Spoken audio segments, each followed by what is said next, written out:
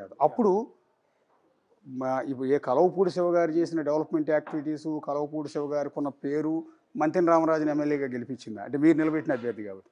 లేదా మంతెన రామరాజు స్వయంగా గెలిచారా? లేదు, ఖచ్చితంగా నేను నా కష్టం, అలాగే పార్టీ కార్యకర్తల కష్టం, నాయకుల కష్టం, ప్రజల అభిమానం. ఖచ్చితంగా నేను 14 ఏళ్ళ కష్టమే 2019లో గెలవగలిగాం. ఉండి టీడీపీ కంచుకోవటం ఆ విషయంలో అసలు ఎవరు లాస్ట్ అంత వేవ్లో కూడా గెలిచిన పార్టీ. గత 5 ఏళ్లలో మీ పార్టీ నుంచి గెలిచిన లేదా మీరు గెలిపించిన మంతెన రామరాజు గారు ఎమ్మెల్యేగా సమర్థవంతంగా పనిచేశారనుకుంటున్నారు. మీరు అక్కడ గ్రౌండ్లో చెక్ చేయండి. నార్మల్గా వీళ్ళు లోకల్ బాడీ ఎలక్షన్ అన్నింటిని కూడా ఏమీ వీళ్ళు ఎగ్జిక్యూట్ చేయలేదు. సర్పంచ్లు చేయలేదు, ఎంపీటీసీలు చేయలేదు. ఇలా ఆకివీడులో ఎలక్షన్ ఎగ్జిక్యూట్ చేశారు. ఎగ్జిక్యూషన్లో కూడా నన్ను అలౌ చేయలేదు. అయినా నేను ఏదో 2 రోజులు క్యాంపెయిన్ చేసి వచ్చేసాను. అందులో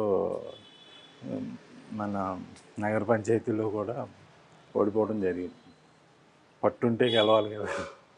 మీరు ఉంటే ఖచ్చితంగా నేనుంటే నేను ఏ ఒక్క సీటు వదలన సమస్య లేదు. నేనుంటే నాకు 70 పంచాయతీలు, ఈ నగర పంచాయతీ అన్నీ కైవసం చేసుకునేవాడిని. ఎంపీటీసీలు అన్నీ కూడా, జడ్పీటీసీలు అన్నీ కూడా కైవసం చేసుకునేవాడిని. అందులో సమస్య లేదు. అధిష్టానం ఎలక్షన్ వద్దన్నా కానీ నేను అక్కడ పార్టిసిపేట్ చేయదును, అన్నీ గెలిచేవాడిని.